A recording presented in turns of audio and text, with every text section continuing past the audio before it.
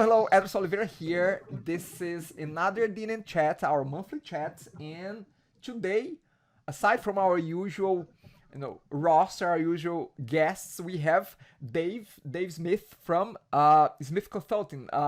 Dave, thanks for being here. How are you? Sure, I'm doing great. Thanks.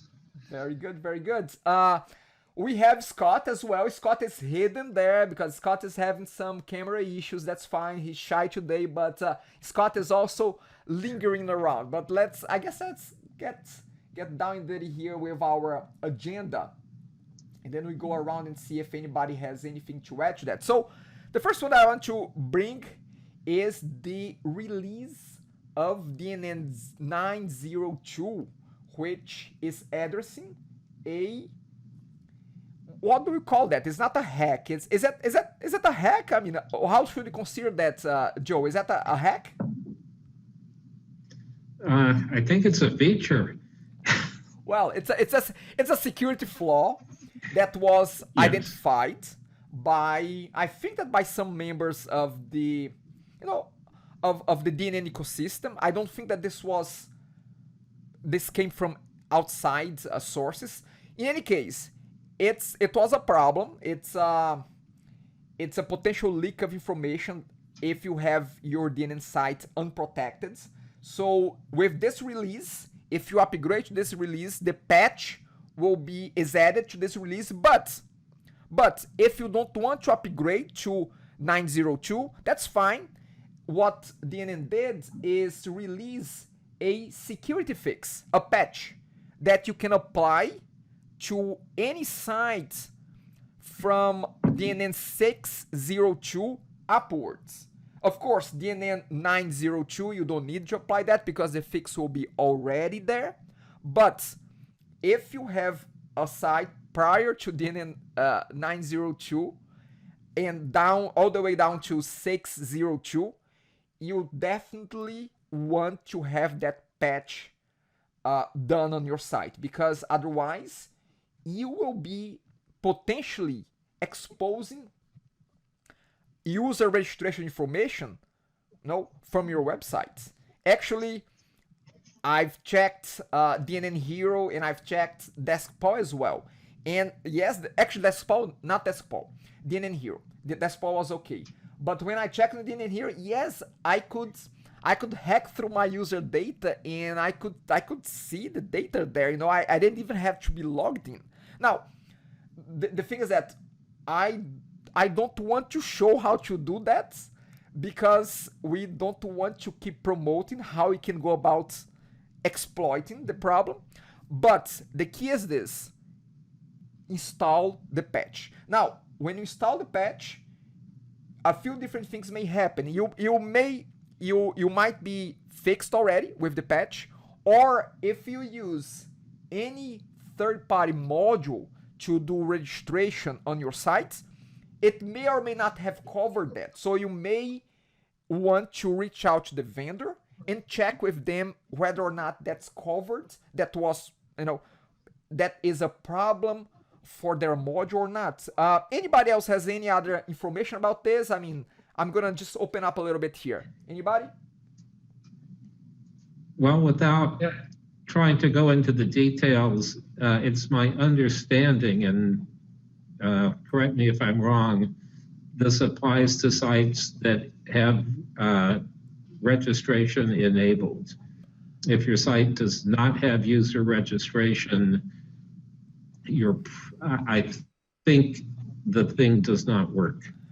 You're very correct. Or the hack does not work. Yeah, that's correct. It only seems to affect the default registration module. When I was looking at it, I had a handful of clients. We've done either one of two things: either a custom registration module where it's a complete rewrite of the registration form. I didn't see any issues there. But like DNN mentions, that it could potentially, if you completely inherit from the original registration module. Also, authentication providers where the registration happens during the negotiation of the authentication provider. We have several of those for our clients. It doesn't affect those, it seems. because again, it affects the registration module mainly. So, but I applied the patch. What's interesting about the patch is it creates a menu item where you get that message like you were talking about, Anderson. Yep. But then it just applies a small bit of a few lines of code to the registration ASPX in like the desktop modules admin folder. So it really just adds a few lines of code to that.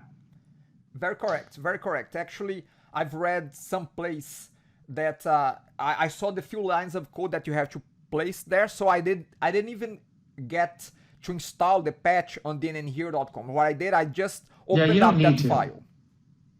Yeah, you don't need to. All the patch is doing is adding that page to the admin menu or the host menu, and then that checks to see whether or not you have public or verified or whatever. If you have the registration enabled and the core registration provider, or you're using the core registration module, and whether or not that script block is there. So that's all the patch does. If you patch those few lines on the register ASPX, you're fine.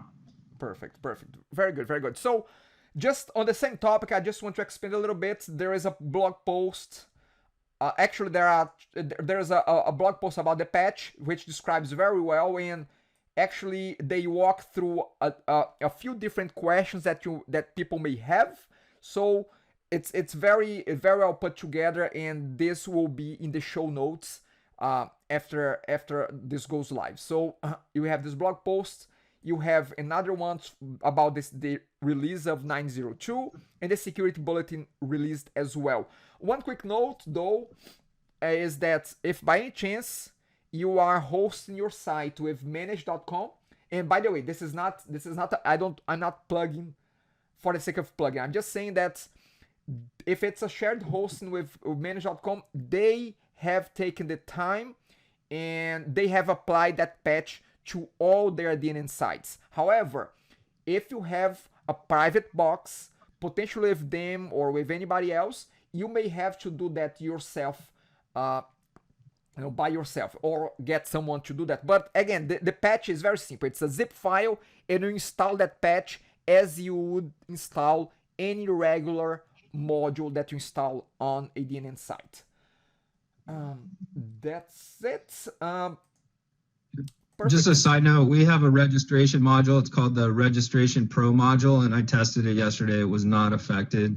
So it's a custom registration, but just the FYI, if anybody out there is using our Registration Pro module, it's not affected.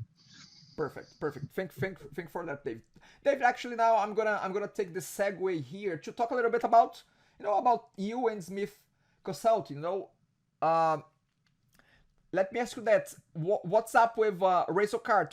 What is that? Is that a new the evolution of Smith Card? Is that it? Tell me a little bit. Yeah. So RazorCard is our new e-commerce module, and we thought long and hard about the naming and upgrading SmithCart to the latest technology. SmithCart was developed using web forms, of course, because it's been around for I think, almost 10 years now. And there was just too much legacy code in SmithCart. It was just too big of a job to rewrite. The upgrade path would have been tough for people. So what we decided about a year and a half ago was to just completely rewrite a brand new module from the ground up for DNN 8 in all the latest technologies, MVC, Razor, Bootstrap, Web API, SPA. And so that's what we did, because MVC and DNN has changed quite a bit between DNN 7 and DNN 8. And if we were to, convert SmithCart, we would have major problems supporting people and, running older versions of SmithCart and DNN 7. So RazorCard, it requires a minimum version of DNN 8.02 and above, and we tested it on the latest versions of DNN 9.02, and it works great. I love DNN 9, the new interface looks great. And we have a new admin. After you install RazorCard, we have a new admin. It's right off the manage side menu in DNN 9. So it's real easy access. So, you know, before in SmithCart, you had to add a module to the page to get to the admin. And now it just, you can access it right from the DNN manage menu, and it just takes over the full screen. And, you know, it's a real nice interface, brand new, bootstrap, fully responsive, fluid layout. So Got it. it's looking good. We're excited about it.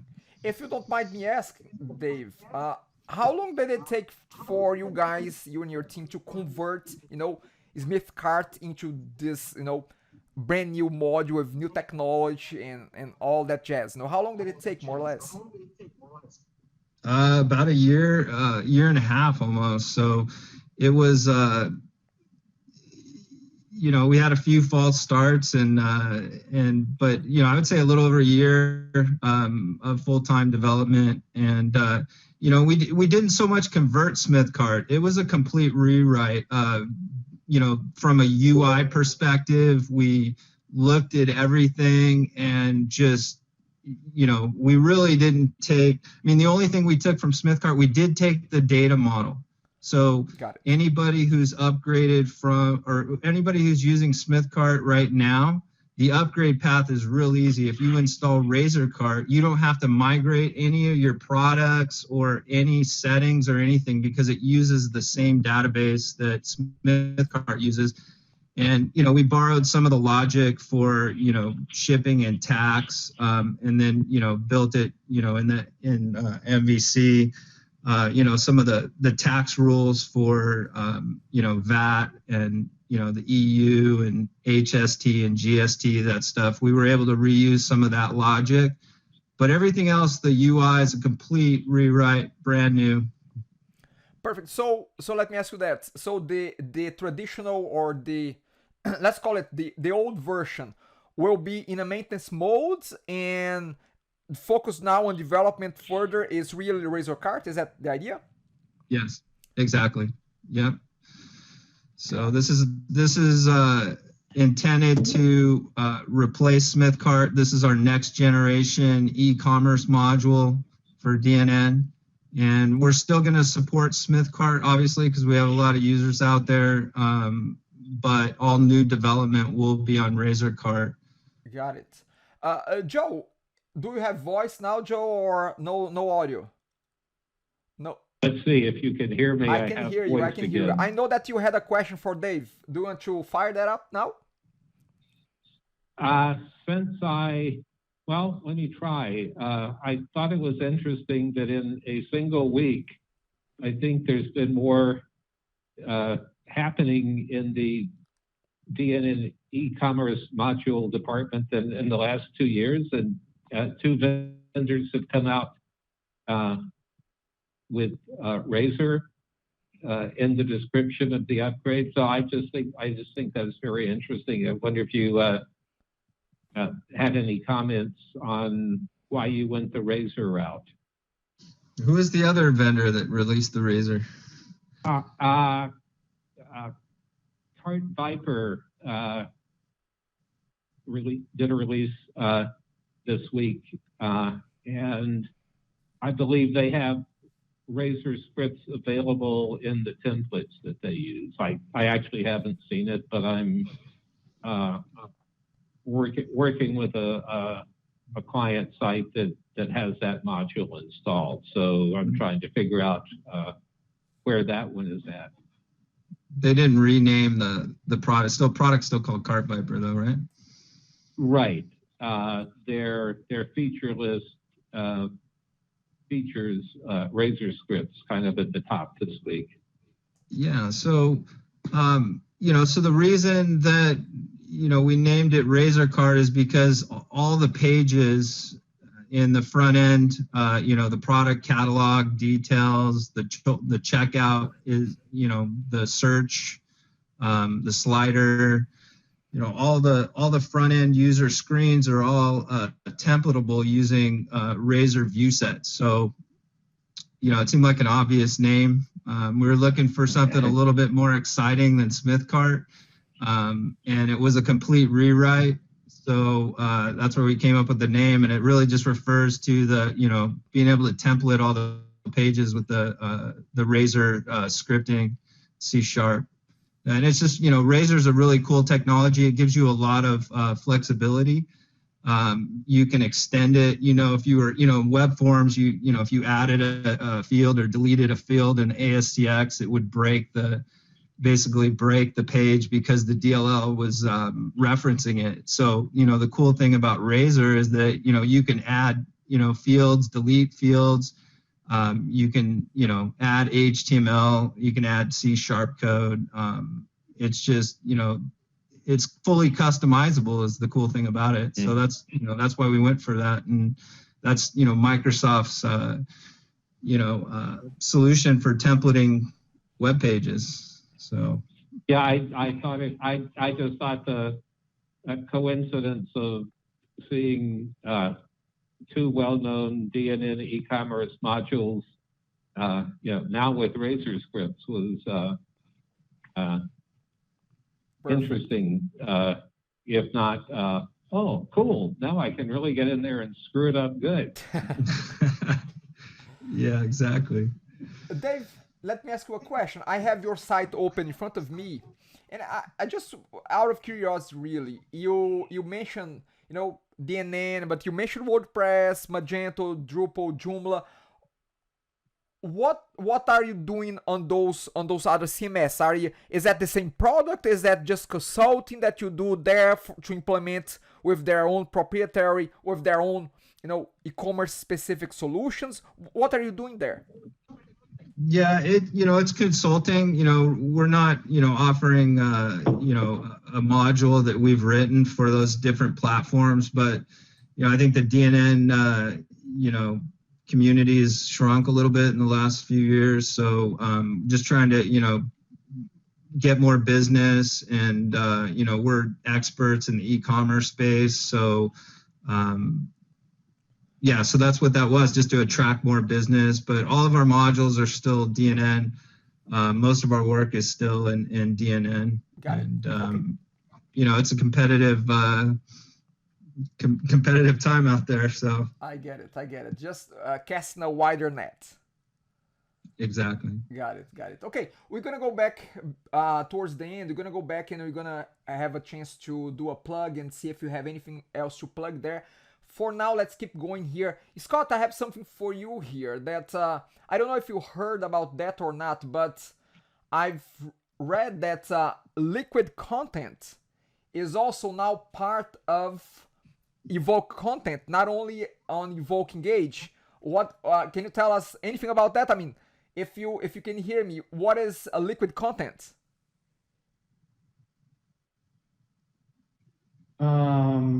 Actually, I mean, I've heard the term liquid content. Scott, it's actually there. I think that there are two elements to it. Liquid content is that the content can be stored on outside locations as compared to just the website. And I think I might be mistaken here. Actually, I may confuse things a little bit here, because I was under the impression that this was also that module that was featured by DNN Corp, the one that you remember you mentioned that it was only available on the DNN, on Evoke Engage and not to the Evoke content. The one that you can deal with data types. I thought it was about that, but I might be mistaken.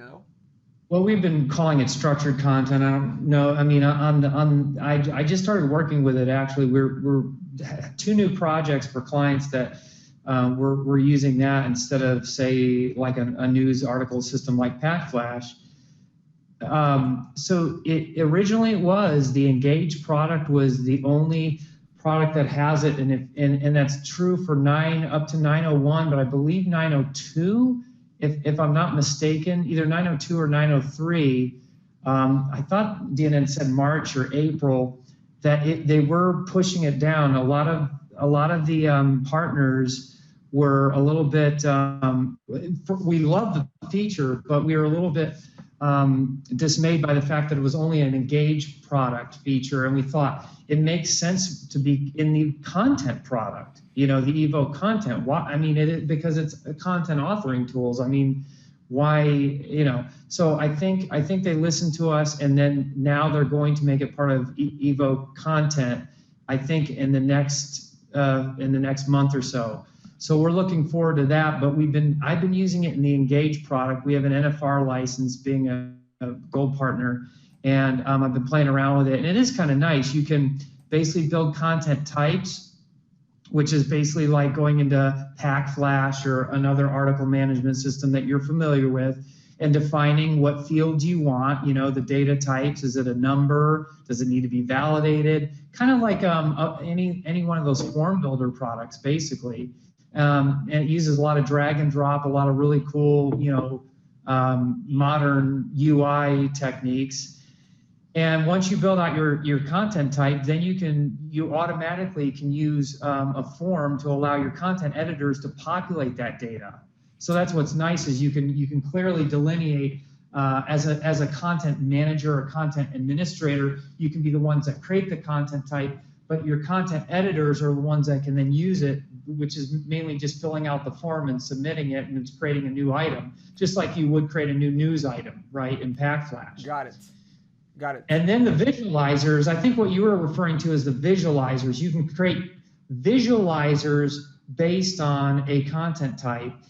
So say I had a content type called blog, and blog consists of a title, a summary, a body content like HTML body content, an author, maybe a published date, whatever you want, right? And that builds a form, and then people can start authoring their content, their blog content. But then to lay it out on the page, you just like PackFlash, you need some sort of listing and details type situation. Correct. So you can put it on a page. And they have that. That's what's called a visualizer, and you can actually build them. They actually have a template editor where you can put in HTML with the tokens that get placed in there, which is your content item data, right? Your fields. Yep. And you can add scripting and all sorts of stuff. So you can make sliders and or just paginated lists, or you can include images. You can template it any way you want, which is very nice. And then lay that out on your page. And you can also reuse those templates and just use different filter settings based on the taxonomy tags that you could tag your content items with. Yeah. I don't know. I think that this is not the liquid content, but sorry for the misinformation here. I'm gonna try to straighten things out, and if I have something else, I will clarify on our next chat. But the microservices is what DNN was talking about at the DNN Summit, and that's where your data for all this content items and visualizers and all this stuff gets stored in a cloud-based service. So that if you ever did pick it up, or let's say you wanted to visualize this in a separate DNN instance, or you just maybe you wanted to put it in a mobile app or something like that, your content is getting separated from the DNN database itself using the structured content. So that's really the new thing. I can't remember, though, if that's something. I believe that's also something that DNN is going to be putting in the Evo content as well. I don't know if it's a separate service or a separate hosting cost. Got it. But what they told us is you don't have to use DNN on demand. Their cloud. You could basically use their structured content services even if you have your own instance of DNN. Got it. Okay. Perfect. So this is Joe. I thought that the liquid, and my videos just disappeared again. No worries. I thought the liquid content part was the additional service, and they weren't quite sure. Okay, now I got some audio going on here. Well, I think what Joe was saying was, I think that is what they were calling the content microservices, or whatever. That may be what they're calling it, to just give it a branding, because how marketing people, it's not enough to be calling it structured content or structured content microservices. You got to have a cool name to apply to it. Okay. Well, and I thought it was also going to be a separately priced service as well.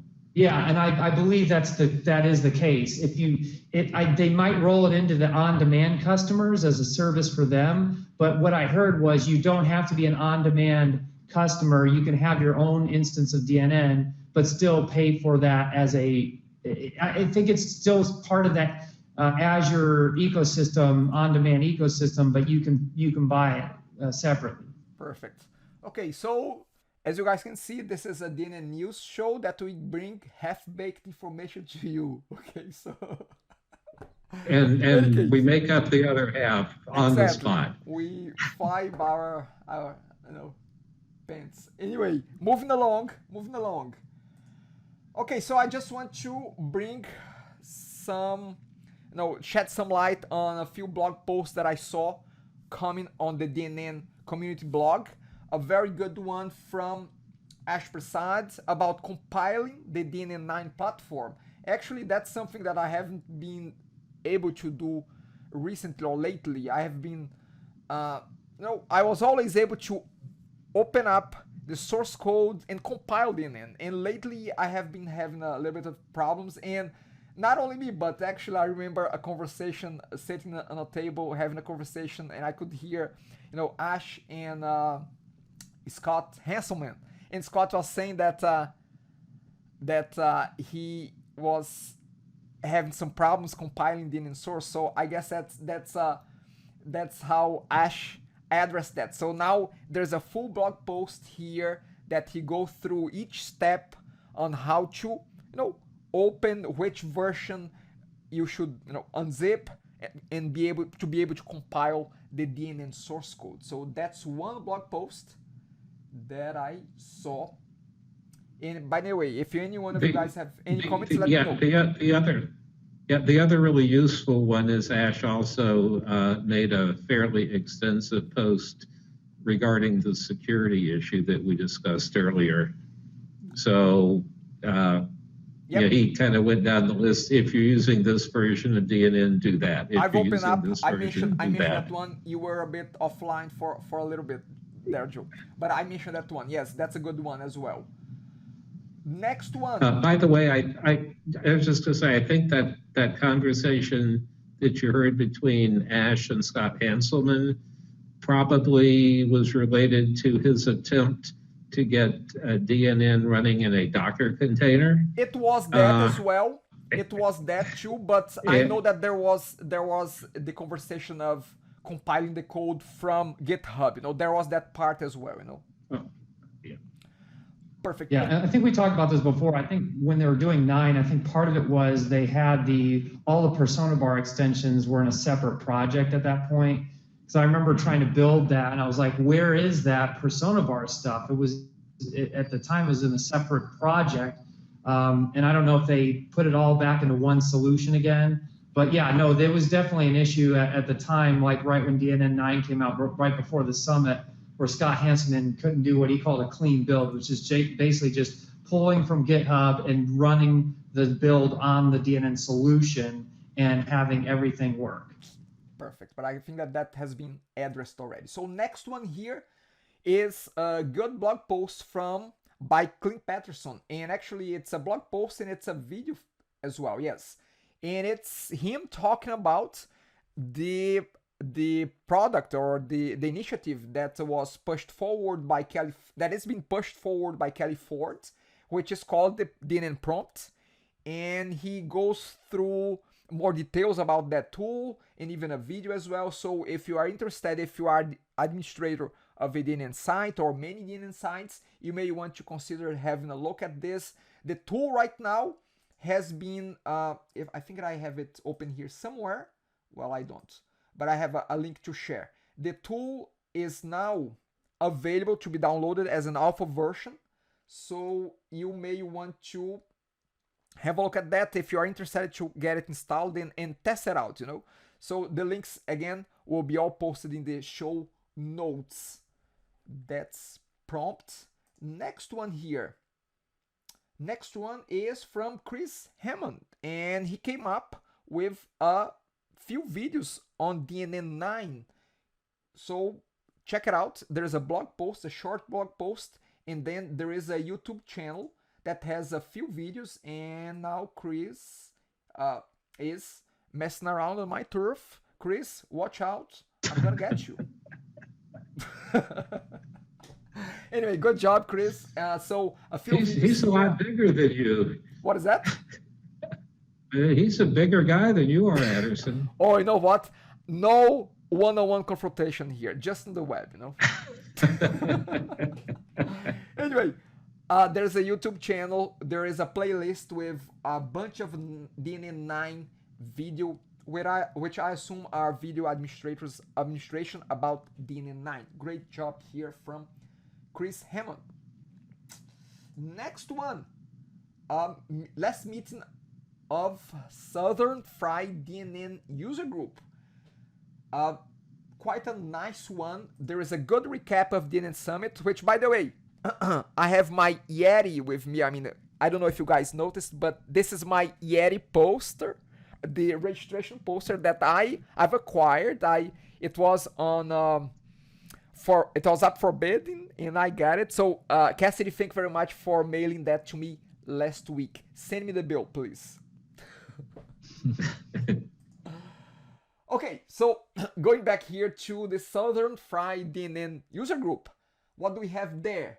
There's a great recap of DNN Summit. There's also a talk about DNN performance from Matt Rutledge.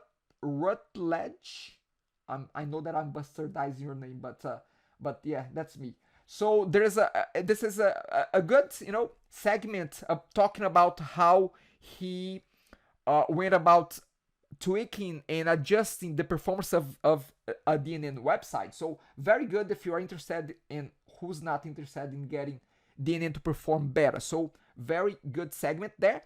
And there is, towards the end, there is a big segment there by Kelly Ford, again, talking about prompt. So prompt is everywhere now. So again, check it out. Definitely an interesting tool to play around. And here is the GitHub of prompt, which is in alpha version 0.2. What else we have here? Okay, DNN Connect. Just a quick shout out for people attending the DNN Connect, which will be running on Girona, Spain again, during the days of 25th of May to 28th of May, this coming May 2017. So great event. Anybody has any plans to drop by? I don't think I so. wish. I have maybe a 50 or 60% chance of going, so it's not quite there yet, but hopefully by this week I'll know for sure, or by next time we talk. Well, it's definitely increasing. Dave, I don't recall you being on a DNN event. Have you gone to any DNN event before? The last one I went to was DNN World, the DNN through. But no, I didn't. I wasn't able to make it out to Colorado for the DNN Con though. Watched a couple of videos. It looked fun. Hopefully, I'll be able to make the next one. Where's this this next one going to be in? Which state? Actually, Well, go ahead, in Scott. Spain. Sorry. Yeah, it's in Girona, Spain, which is near Barcelona. This is the DNN Connect group, which is the European group. Yeah, that's a little far. Yeah, It's a little bit further than Denver. eventually gonna have another one in North America, but I think that the group that put together the last one, they are still on vacation, and I think that they will be on vacation for a little bit to recover from the last one, you know. Actually, we need to get our act together within the next month. Yeah, just in terms of timing, but there will be another one.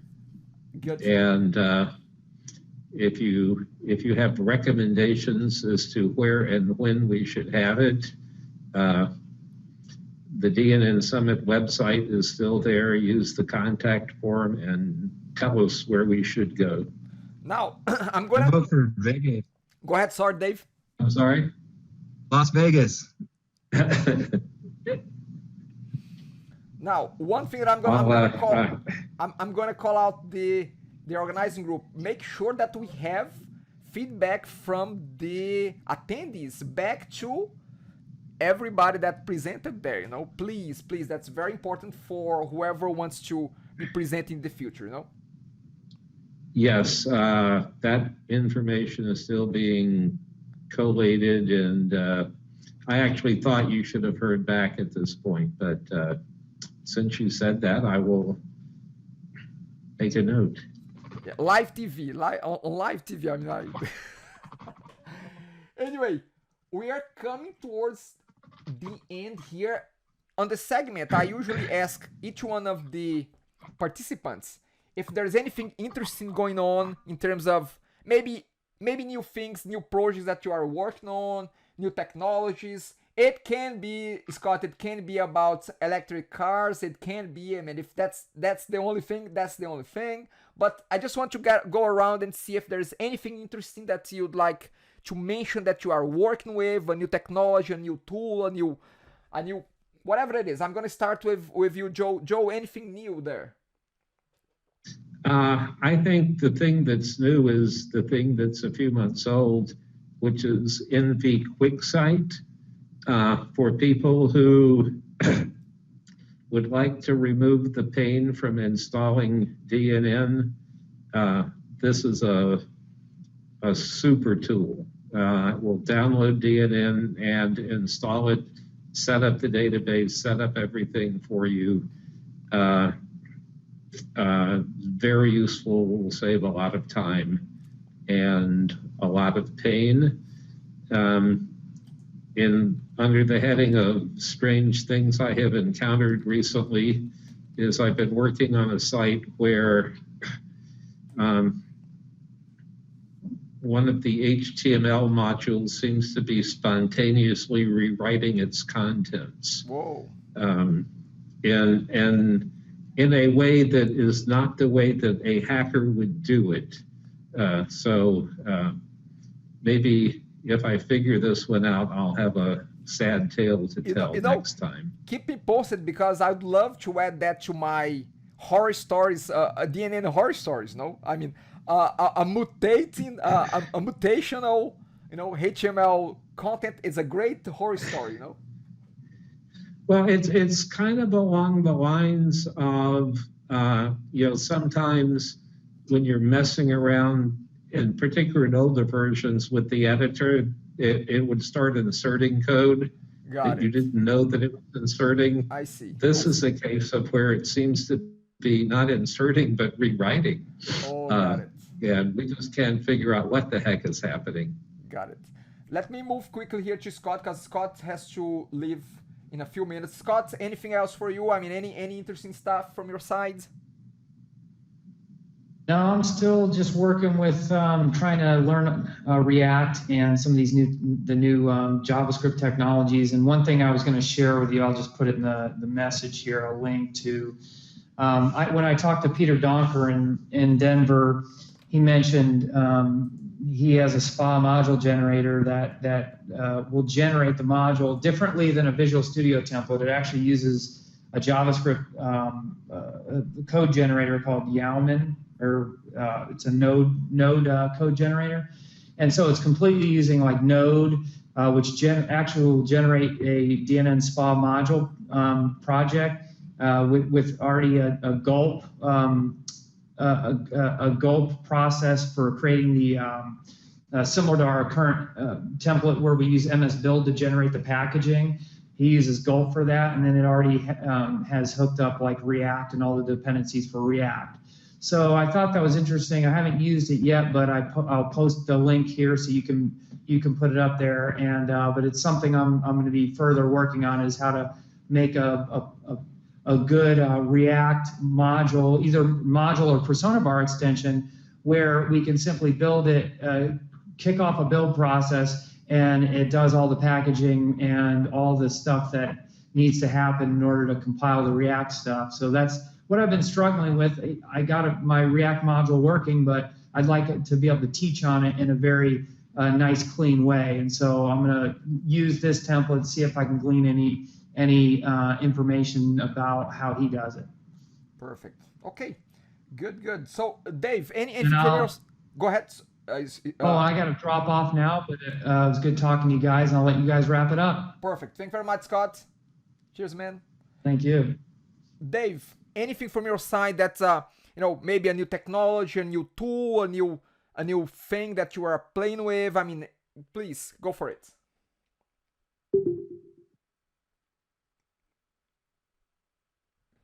Dave? You're muted. Voice is not coming through, Dave. Okay, can you hear me? Perfect. Yes. Okay, so lately it's been it's been all RazorCard for us, implementing client sites in our new RazorCard module, DNN 9. I love playing with DNN 9. Love the new interface, and right now we're working with a company in Arizona that sells wheels and tires online, and we've been integrated using our new RazorCard REST API to integrate products. So they have a couple of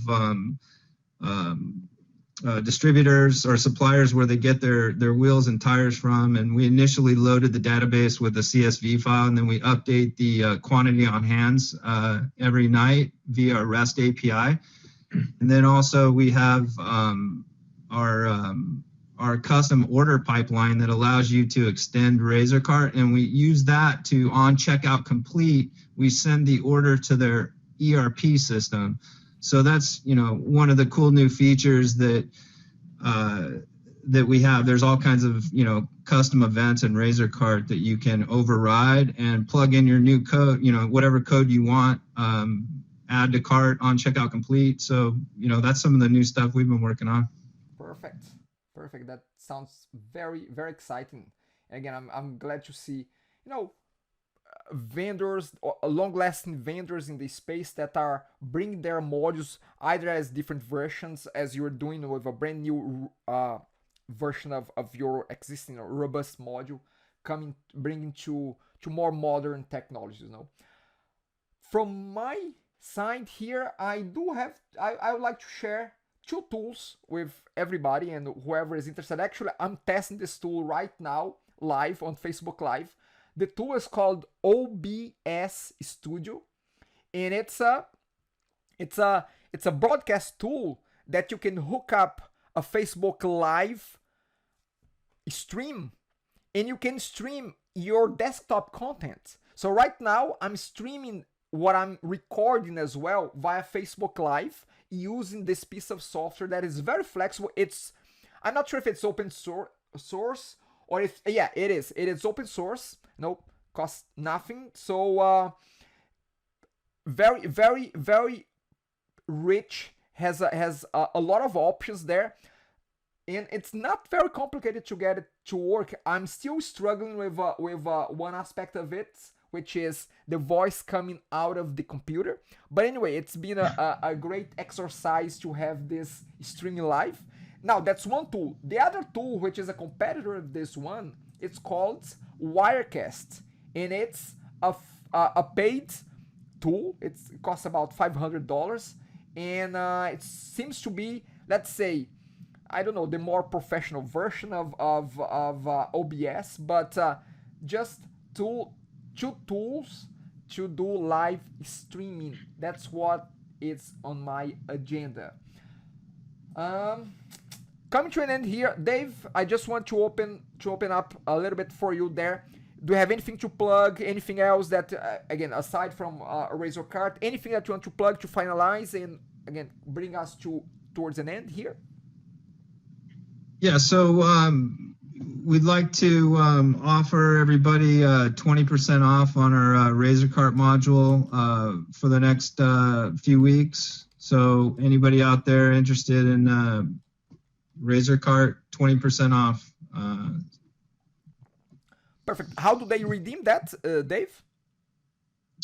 They would just contact us, and we'll give you a coupon, and then you purchase through the DNN store.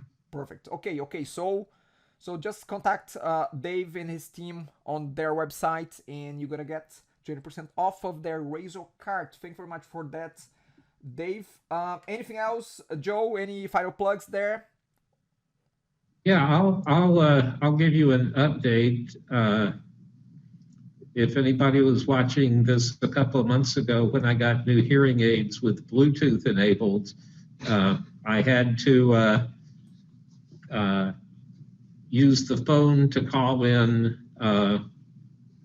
to do my audio on this. Since then, I have a new device from the hearing aid manufacturer that essentially allows anything that produces an audio output to,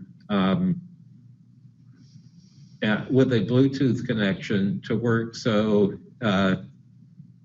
today I'm connected to the computer's audio via Bluetooth in my ears. So this is really working out nicely. It's nice to see modern technology is used in the hearing aids because there's all kind of signal processing going on there. But on the consumer side of it, being able just to connect to Bluetooth in my ears is absolutely terrific. And I'll also tell you that in the IoT end of things, I have some new security cameras at the house that allow me to watch it over the net. And earlier today, I was watching 5 trees coming down in my front yard, controlled by the people who were taking them out. But I flipped it on at one point, just as the guy cut the tree off at ground level, and then the crane lifted it up. So as I tuned in, the tree just flew away and disappeared. Whoa. So Great. Really, really nice examples of stuff that's useful, that uses technology. Yeah, pervasive technology in our daily lives, isn't it? Yeah. I mean, and I consider this stuff, even more fun than my iPhone because it, actually turns the phone into an interface into things that you wouldn't normally think of using. Got it, Joe. So Joe, if I say Joe C might be from Cyborg. Well, it's a good thing I don't have an Android phone, right? Anyway, okay. Thank you very much, Joe, Dave, and Scott. That is gone. I just have one final plug. I have a new podcast. I'm serious on podcasts now. Ederson.com. I have it open here. It's about myself interviewing people talking about outsourcing, and it's called Ouch Sourcing. That's my plug for the days. Thank you very much, guys. Talk to you again. Thanks. Good to see you, Dave. Dave, very good to have you around, okay? Good seeing you.